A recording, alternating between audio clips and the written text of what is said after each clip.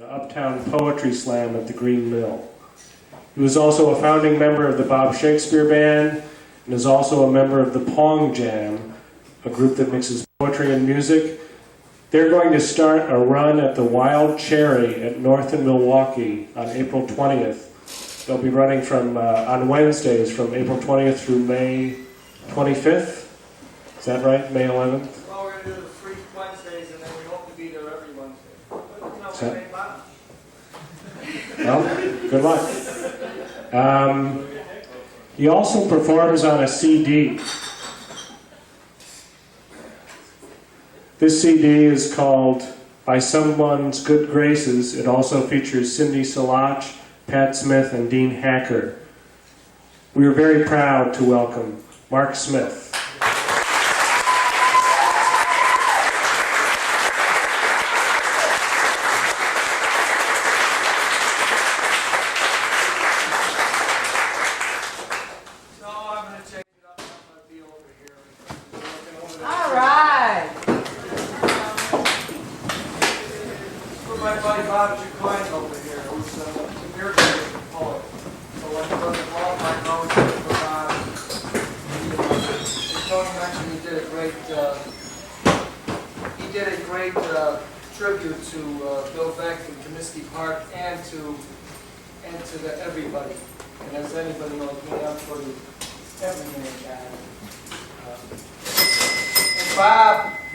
Bob loves when I do other people's stuff. I think we need to do other people's stuff to keep it alive. And he likes Stephen Crane's poems. I used to like it when it was. I'm getting to like it more because my heart was just broken again.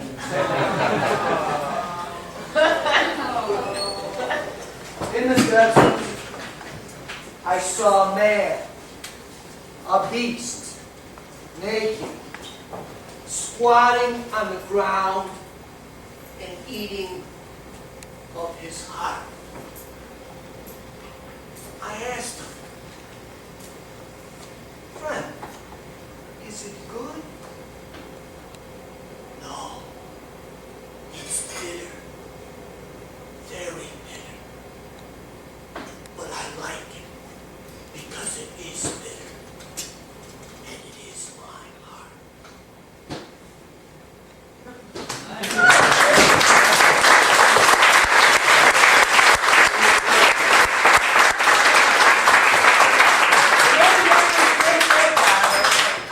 So Mark's saying he's available. I don't know why I'm falling for this. I don't know why I'm even here. Falling is for dopes. Those guys who hum "Hello Young Lovers" while ambulating down lamp-lit misty streets, unable to keep their lonely hearts from longing for that longed for someone who may just come floating face up in the jigger of how happy the hour was. She says, "Cram the bullshit up. You see, I've parked my heart at the dead-end conclusion of a lot of high-speed relationships. So many that for me to be intimate now means only breathing an accelerated gasp as I swerve past the accident that could have been my home. To me, you're just another Jack Daniels fantasy. Sip by sip, I create your romantic eyes. Sip by sip, I'll suck you till you're dry." He says, "Why battle against love? Why deny romance its meaning? Why analyze it? Why are we sitting here analyzing it when we should be?" She says, "Have another cocktail. I think you're gonna need it. Never give all your heart. The love will hardly seem worth thinking of to passionate women if it seems certain. And they never dream it fades from kiss to kiss. For all that lovely is but a complete... I can't even do all that stuff anymore. For all that lovely is but a brief and kind delight. Oh, never give your heart outright. The day, for all smooth lips can say, have given their hearts up to the play. And who could play it well enough, if deaf and dumb and blind for love? He that wrote this, and he that speaks it now, knows all the chords. For each is all the heart and love. That was James. Here's another one.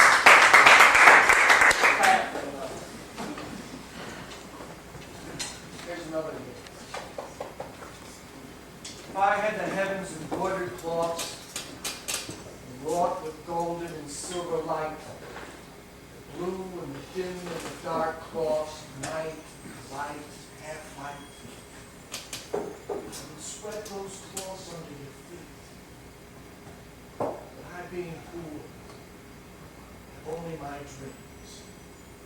I've spread my dreams under your feet. Tread soft.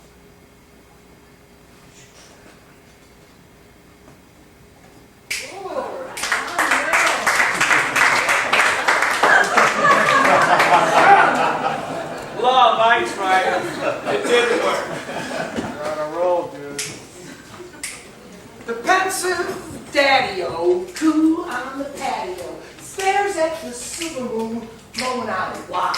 But the silver moon laughs, dancing with the dipper spoon, says nobody's gonna catch the meaning of the sky. What the fuck is that? Roll your depressions into a dark, woolly blanket.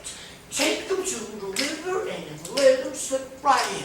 I'm popping on the wavelength of a crazy new vibration of something so obvious it's always never been. What the fuck is he talking? Is it sugar?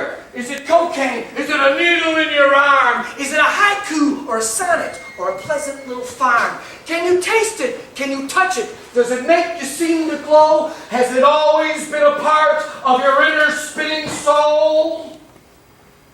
I don't know.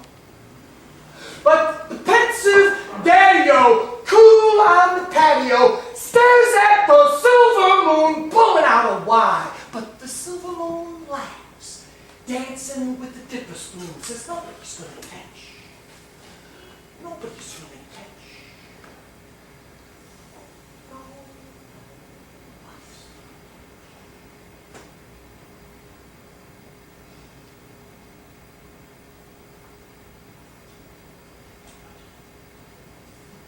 Usually, the news comes down and strikes me.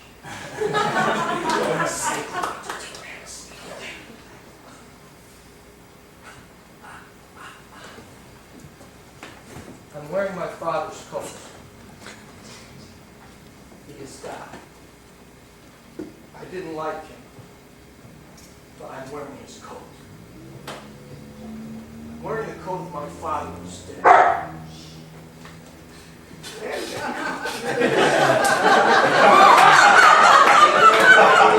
Get down there! I'm doing a serious poem down there. He's died. I didn't like him, but I wear the coat. The younger man stopping me on the street has asked, where did you get a coat like that? I answered that it was my father's, who's now gone, passed away. The younger man shuts up. It's not that I'm trying now to be proud of my father. I didn't like him. He was a narrow man. There was more of everything he should have done. More of what he should have tried to understand. The coat fit him well. It fits me now. I didn't love him, but I wear the coat. Most of us show off to one another fashions of who we are. Sometimes buttoned to the neck, sometimes overpriced.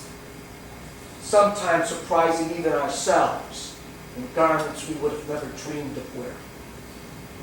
I wear my father's coat, and it seems to me that this is the way the most of us make each other's acquaintance, and coats we have taken to be our own.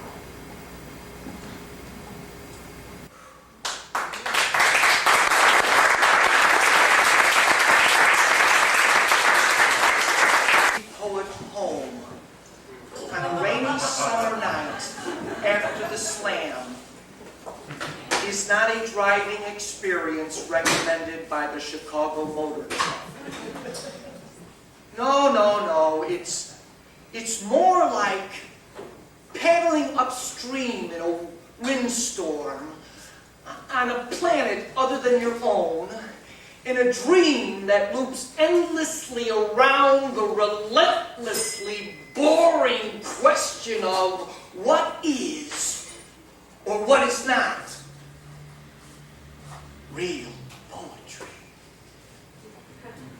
And it doesn't help matters at all that this would-be captain of words with whom you have chosen to set sail subcompactly in your nearly paid-off car has seen fit to balance precariously on the dashboard two wounded tall boys from a crew of sailors he massacred only moments ago at the mast of the Mahogany Rail. He takes a gulp from each and then puffs out his billowy proclamation. That's not poetry!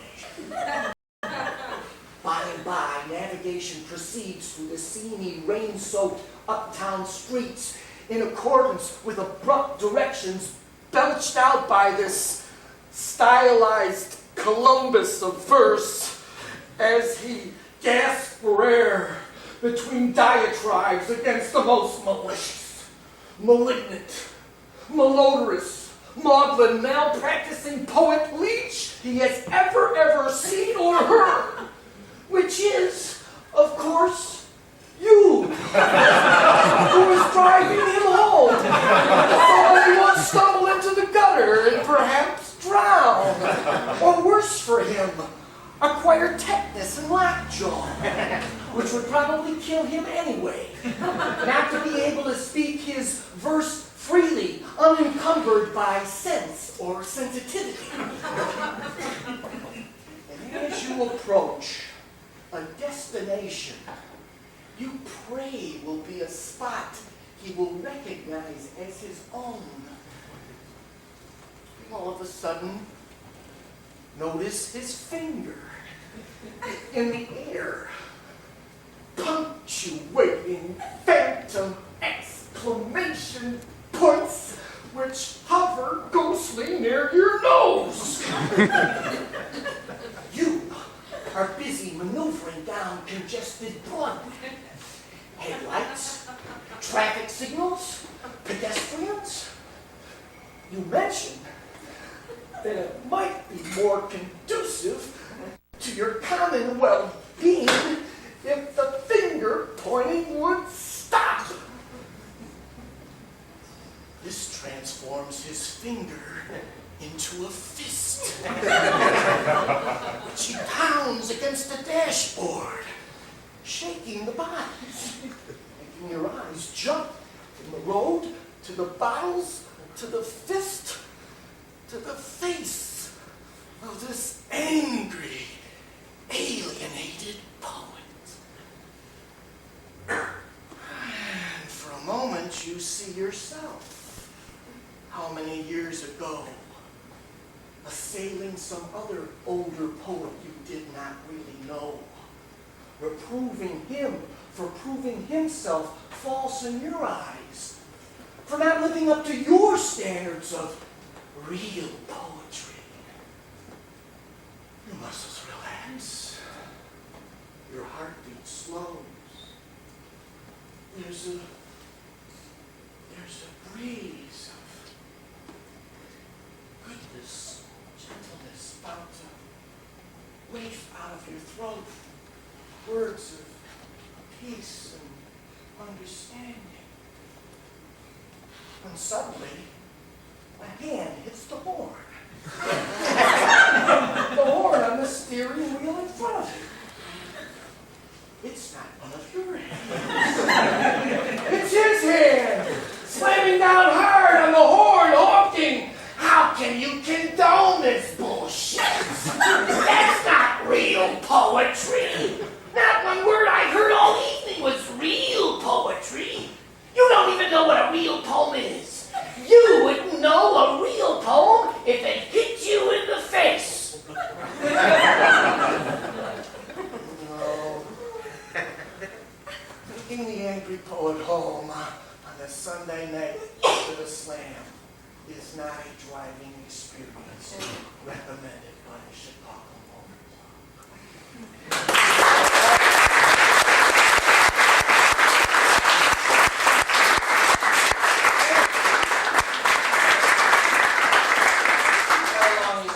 This and one by Hyphen.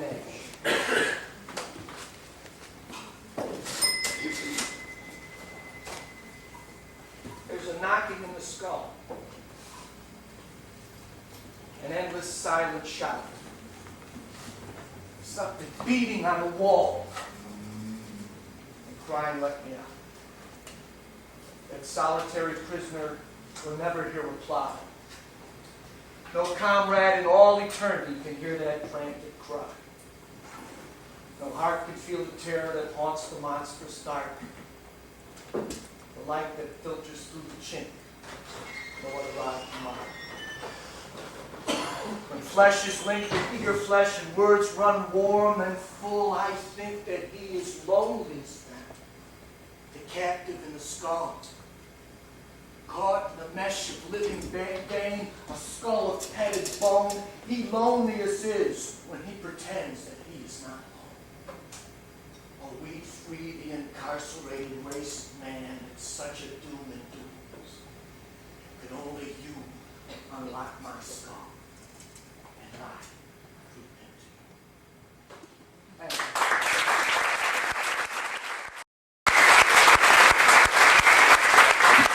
Mark Smith, ladies and gentlemen. All right.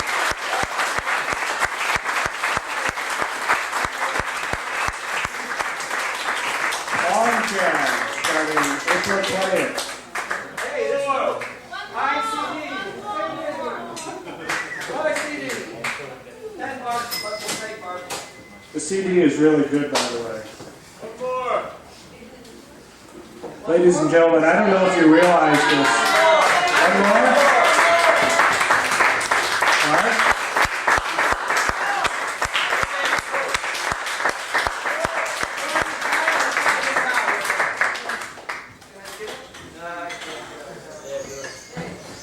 You know what? Good. Hey. What should I do? One more. One more. Climb home and think one more. The bar. I should walk on this bar. I walk there all alone.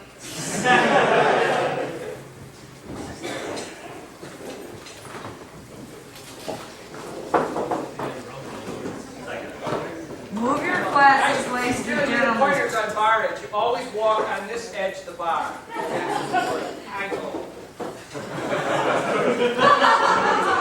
I like it up here.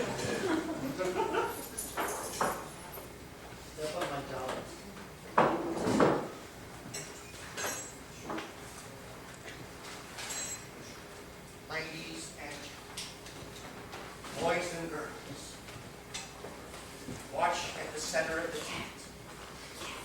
A man in a white face comes out. He takes his top hat off, places it on the sawdust, and then he says, "Any requests? Do you wish to make a request? Request that I hang myself upside down on a tight wire trapeze, suspended by the knees, spin myself around and around in an ever-widening gyre, bristles on my fingertips, a red sable brush in my mouth, the artist at the edge of an ever-changing universe, marking each lap of his dangling gyration with a jittery brushstroke smear, poking, jabbing, stretching the highly elastic fabric of his brutal imagination. Is that enough? Is it enough to be just part of the arena?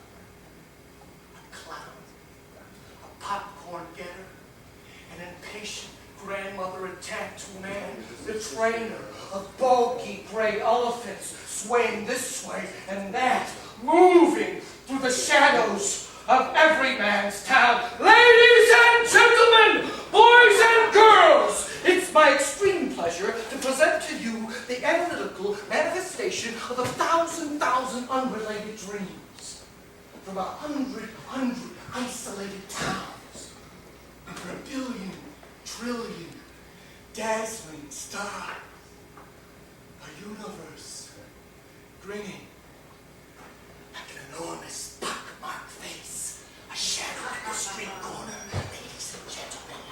Ladies and gentlemen, before we line you up for your nightmare march through our painted panoramic arena, let's ask, are there any last requests? Are there any requests before the lights go dim and the whistling steam begins to play? Make a request. Request that the artist fly without a net and never miss the bar. Miss, perhaps, depending on your seat, the price of your clothes, the position you hold in regard to truth and beauty. Ladies and gentlemen, watch as the next performer takes the step. The ringmaster cracks his whip. Calliope steams. The red and blue, black-faced clown, black and blue-faced clown, some kind of clown, hails a laugh. Ladies and gentlemen, ladies and gentlemen, ladies and gentlemen.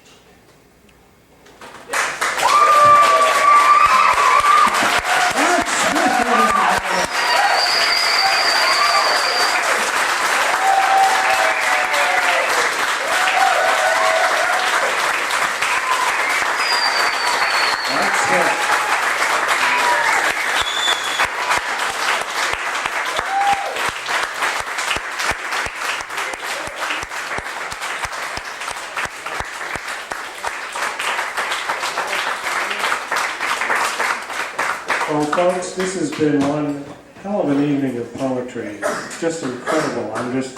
I'm blown away. We really have a great thing going here in Chicago. It is evenings like this that make me very proud to be a Chicagoan and part of the literary tradition that has continued in Chicago over the years. What about carpentry? Marc and Tony Adlib. Huh? Marc and Tony Adlib. Marc and Tony ad-lib? No. You need a duo? Yes. It's funny. What the hell, ass? Are you up for it, Marc and Tony, to sort of improvise some kind of poem up here? Come on! It's up to you guys.